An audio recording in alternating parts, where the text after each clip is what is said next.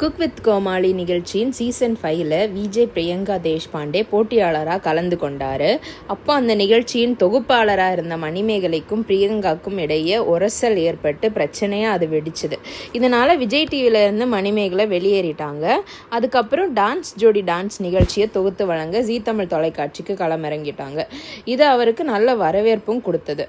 இப்போது ஜீ தமிழில் ஒரு புதுசாக சோலோவாக தொகுத்து வழங்க போகிறாங்க ஒரு நிகழ்ச்சியை. இந்த நிலையில் சமீபத்தில் ஒரு பேட்டியில் பிரியங்கா கூட இருக்கிற பிரச்சனை பற்றியும் அவங்க கூட திரும்ப பேசுகிறீங்களா அப்படிங்கிற கேள்விக்கும் மணிமேகலை பதில் கூறியிருக்காங்க. அவங்க என்ன சொல்லியிருக்காங்கன்னா, ஜீ தமிழ் தொலைக்காட்சியில் இதுக்கு முன்னாடி நான் எந்த நிகழ்ச்சியுமே பண்ணது கிடையாது. அங்கேருந்து எனக்கு அழைப்பு வந்தபோது கொஞ்சம் யோசித்தேன். ஆனால் இங்கே ஒரு பெரிய பிரச்சனை போயிட்டு இருந்துச்சு.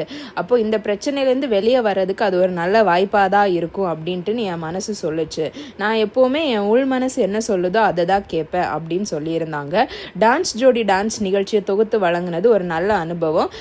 சில விருதுகளும் அந்த நிகழ்ச்சி எனக்கு வாங்கி கொடுத்தது. 16 வருஷங்களா இந்த வேலையை நான் செஞ்சுட்டு இருக்கிறேன். எனக்கு இது ரொம்பவே பிடிச்ச வேலை.